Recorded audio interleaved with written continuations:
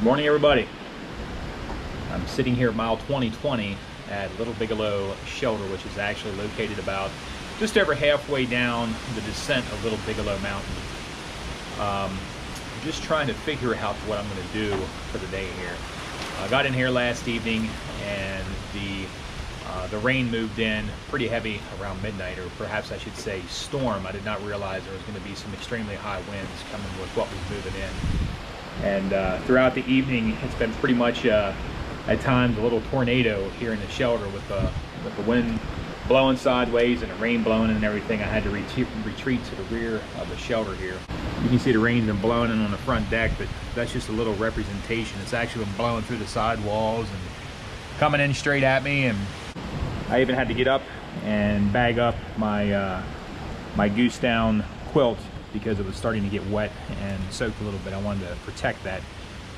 We do have some cold weather on the way here eventually. Through all the rain that's come in, been experiencing some extreme gust of wind, and throughout the night and even this morning I've heard a few trees crash down around me, and it's a little unnerving here in this shelter. I think if something that would hit it, I would be somewhat protected, but I'm just kind of trying to figure out my day. Should I move forward? I want to get some miles on the board, but considering coming down the mountain last evening, I'm still in kind of disbelief that I fell 4 times getting here. Now I'm okay. I'm not trying to, scare anybody or anything like that, because someone's been watching over me. But knowing that I will be coming back out in this, I've already looked at the elevation profile. I have another 800 feet of descent coming out of here, and then maybe about a mile, and then a 600-foot climb followed by an 800-foot climb. Now that's not a lot of elevation, but if it's really rocky with the leaves and the wet and experiencing what I experienced coming down the mountain last night, I'm just kind of opening myself up for potential injury. And normally I would head out, and stuff like this, because I love a challenge. I want to be out in this and say, hey, I hiked through this rain and the wind and stuff like that, but I'm 2,020 miles into this journey, and I want to play this smart. I don't want to slip. I don't want to get hurt. I'm so close. 173 miles to go. And then I try to think about who, all has been in the trail. What would happen if I would fall and get hurt? The only person even remotely close to me is 5 miles back, and that would be Spurs. And I know he's not moving in this stuff right now, and I kind of feel sorry for him because he's trapped in his tent. I hope he's safe with everything that's been falling out of the trees. So, and further behind Spurs, it's somebody in a hostel, like another, I guess, about 8 miles behind him. So, just trying to figure out what I'm going to do with my day. I've been working on some editing, and even then with the mist that's been blowing in here, it's hard for my keypad to recognize my fingers. So I'm kind of bored, So what do you do when you're bored and all cooped up in a shelter? You eat. You have dinner for breakfast.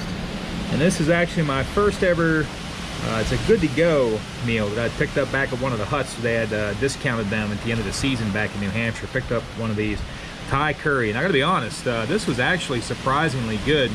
It even had a separate packet of coconut milk in there for the added Thai effect. If you guys can hear me okay, this wind's kicking up.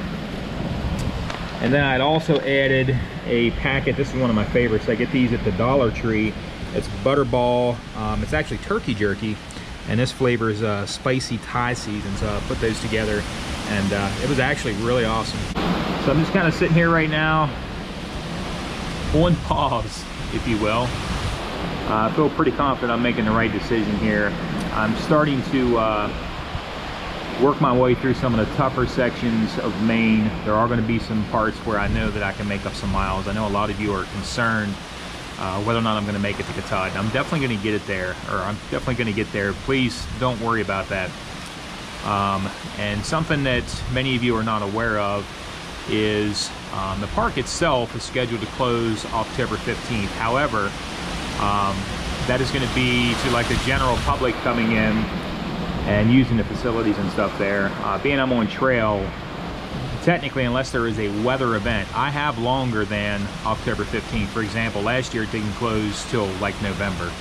And I talked to the park staff, and the one woman said that in almost 10 years that she had been there, that there was no early closings. Now I'm not betting on that. It's my goal. Just might as well let everybody know it's my goal to be at Katahdin on the 12th or the 13th. because I want a couple of days in the bag because I want to have a clear summit of Katahdin. So I want to be at the base or in the park on the 12th or the 13th. That's my personal goal, and that would give me a couple of days to you know, prepare for a clear summit in case there was some inclement weather there at the time. So I still have some multiple plans in place. I can still flip up and do it, but I know many of you are concerned, but I'm not concerned. So I guess that's what's important. I know what I'm up against. I have a lot of options in front of me, and like I said, once I get moving, after this storm blows out of here, we're supposed to have clear weather for a while. The terrain is going to be a lot flatter, and there's no more 4Ks in front of me. With the exception of Katahdin, there's a couple mountains up over 3,000 feet I'll still have to negotiate. But I feel confident I can you know, make up some time and make up some miles. So I know a lot of you are concerned. I appreciate that. You know, I know you guys just want to see me get there, but I'm planning on it. So I'm going to sit here and wait for a while, and hopefully things will clear up and I can move forward and at least get some miles on the board for the day. And I'm just going to go ahead and put this away and quit babbling for right now.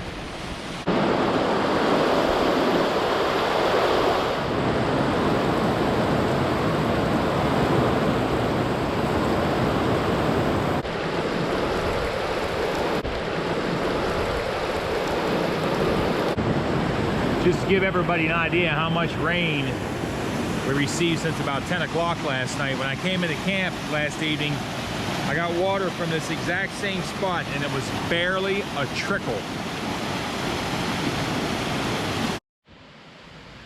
The rain and wind has subsided, everyone. Time to make some tracks. Right here's the way I came into camp last evening, and this is obviously one of the trees that I heard fall, possibly this one as well. I'm sure I'm going to encounter quite a few more on trail considering the wind that we had last night and this morning.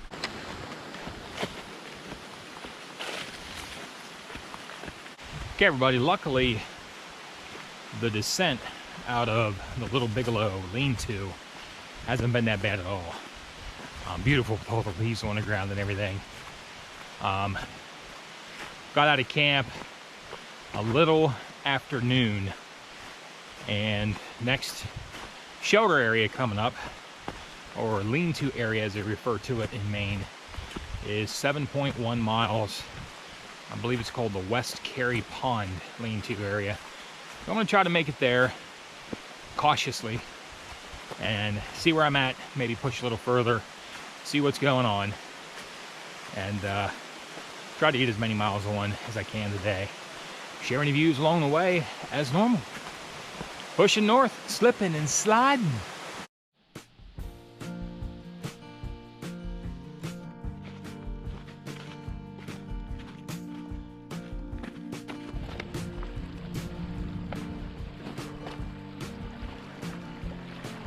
Flagstaff Lake, everyone, mile 2021.9.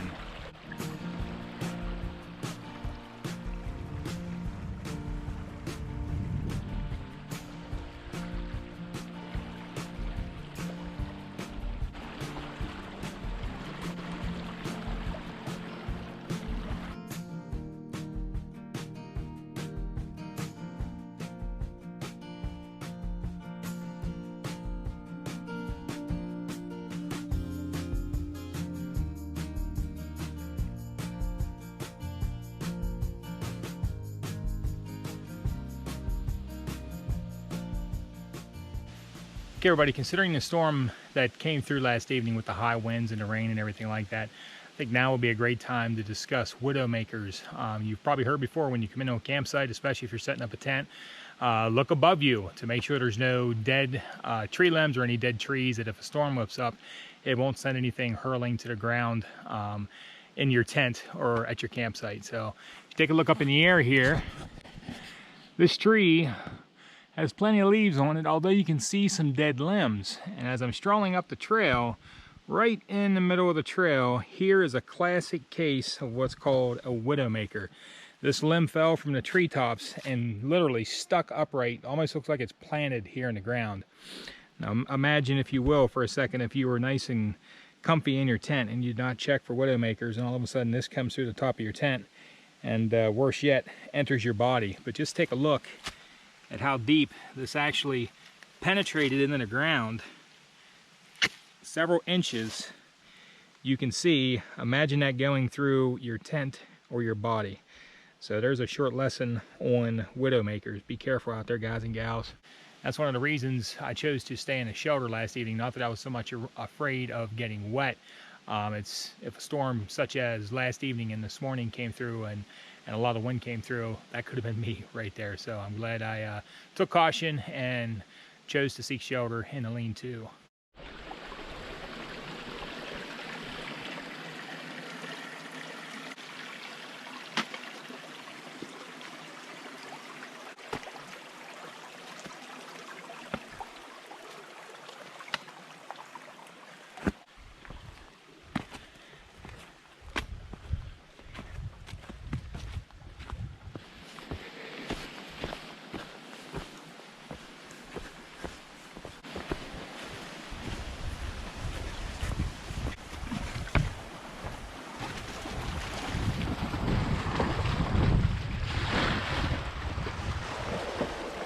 West Carey Pond, everybody, mile 27.8.